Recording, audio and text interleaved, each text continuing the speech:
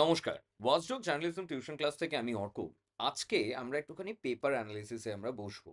তার কারণ হচ্ছে কালকের যে পেপারটি বেরিয়েছে বা কালকে যে পেপারে পরীক্ষা হয়েছে কম বেশি যে সেটে, সেটা যথেষ্ট আনপ্রেডিক্টেবল একটা পেপার ছিল। ইউজুয়ালি আমরা কিন্তু জুন সেশনের পেপারকে বহু বছর এমনটা দেখি না। হ্যাঁ, এবার এটা অনেকেরই হয়তো না লাগতে পারে। ধরো আমরা যারা বছরের পর বছর ধরে দিচ্ছি বা ধরো আমরা যারা স্টাডি করছি আমরা এই জিনিসটাকে দেখেছি। মানে আমি আগের বছরেরও পরীক্ষা আমি দিতে পারি। আমারই এক ছাত্র কালকে যখন আমরা সব দাঁড়িয়ে কথা বলছিলাম ওইখানে ডিসিএস এর সামনে, তখনই আমরা সবাই এটা নিয়ে ডিসকাস করছিলাম যে এবার কিন্তু অ্যাসেস অ্যান্ড রিজন এর কোয়েশ্চেনস আসেনি সেইভাবে। বেশ অনেকগুলো জায়গা বা চ্যাপ্টার থেকে কোয়েশ্চেনস আসেনি। আবার কিছু, কিছু এমন জায়গা থেকে এসেছে যেগুলো হয়তো এক্সপেক্টেড আউট ছিল না। অন্তত সেই সময়ের ক্ষেত্রে। সুতরাং কম বেশি এই বছরের পেপারটা বেশ ভালো একটা মডারেট টাইপ অফ পেপার। যদি এরকম সর্ট অফ পেপার যদি ভবিষ্যতে আমরা যদি আরো পেয়ে থাকি তো দেখবো আমাদের কনসেপ্টটা আরেকটু বেশি ক্লিয়ার হবে। মোটামুটি আমি সবার থেকে একটা কথা আমি শুনলাম যে আমরা যে পার্টিকুলার প্রসেসে যা আমাদের নোটস পত্র যা এসেছে তাতে বেশ ভালোই তারা কমন পত্র পেয়েছে। বেশ অনেকগুলো জিনিসই এসেছে। হ্যাঁ, নতুন পুরনো মিলিয়ে তো থাকবেই। ঠিক আছে, এসব বিজ্ঞাপন পরে হবে। এই স্লাইড চালিয়ে আমিই বা বলছি বিজ্ঞাপন পরে হবে। ঠিক আছে, সেটা আমার পরের বিষয়। যেটা হচ্ছে ঘটনা। যেখানে হচ্ছে আমরা একটুখানি আজকে দেখবো আমাদের এই কি কোশ্চেনস অফ অ্যাপ্রোচ গুলো কি কি। তো আমরা মডেলস অফ কমিউনিকেশন থেকে কোশ্চেন পেয়েছি।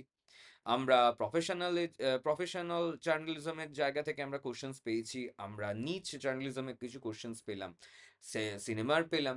যেটা সবচেয়ে বেশি যেটা আমরা কালকে সবাই কম বেশি যেটা সবাই কম বেশি ফেস করেছে সেটা হচ্ছে ক্রোনোলজি। এবার আর যদি আমি দুটো কথা বলি সবাই ভীষণ রাগ করবে।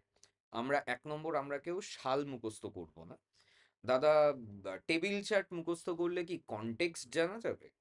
কালকের পরীক্ষায় এই দুটো প্রশ্নের একদম মানে অসাধারণ একটা রিপ্লাই আউট দিয়েছে। সুতরাং দেখো, এগুলোকে পড়ার মতো করে দেখাটার কোনো মানে নেই।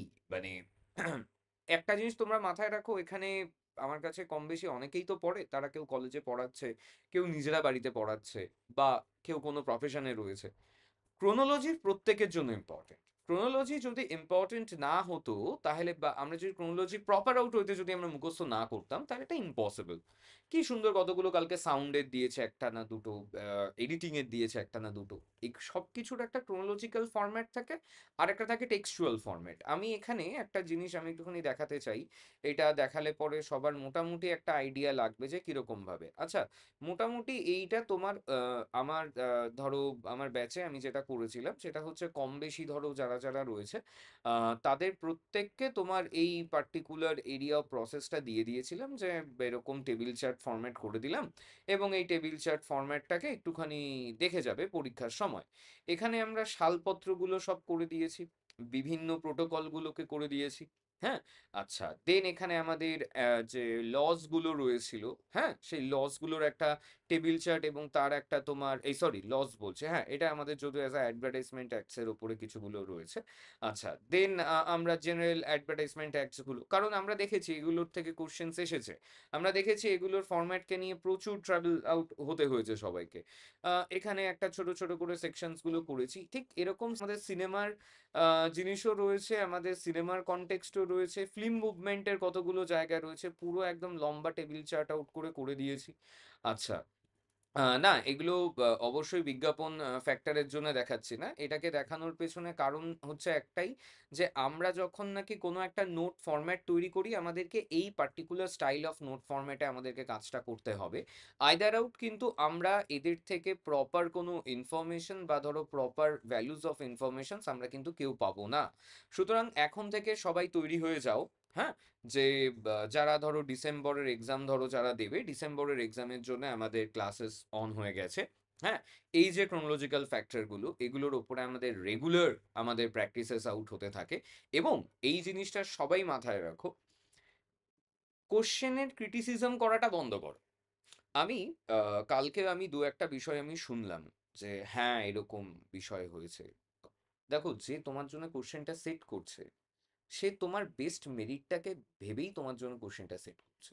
আশা করি তুমি যেই পার্টিকুলার এরিয়াতে তোমার সিট পড়েছে বা ধরো যে পার্টিকুলার সাবজেক্টের উপরে ধরো তুমি পড়াশোনা করছো, সেখানে তোমাকে Jack of all trade master of নান তোমায় হতে হবে।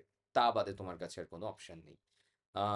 আরেকটু কদিন পরে আমি চেষ্টা করছি আমাদের যে টোটাল প্রসেস অফ সার্ভিস যেটা রয়েছে, আমাদের ডিটেইল কোয়েশ্চেনস অ্যানালাইসিস একটা, একটা করে YouTube এ আমি করে দেবো এক্সপ্লেন। কোনো অসুবিধা নেই। প্রত্যেকে কানেক্টেড আউট থেকো।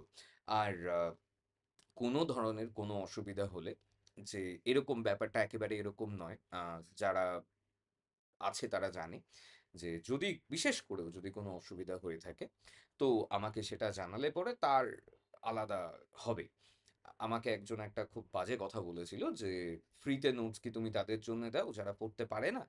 আমি বলি যে, "ফ্রিতে নোটস আমি তাদের জন্যে দিই যারা পড়তে চায়।" সুতরাং বিষয়টা আশা করি যাদের বোঝার তারা বুঝে গেছো। এটা কোনো ব্যাপার নয়। আ পরীক্ষা হয়েছে। ২-১ দিন রেস্ট করো। রথের দড়ি-টড়ি টেনে, টেনে আসো। তারপরে আবার দেখা হবে। ওকে? বাই।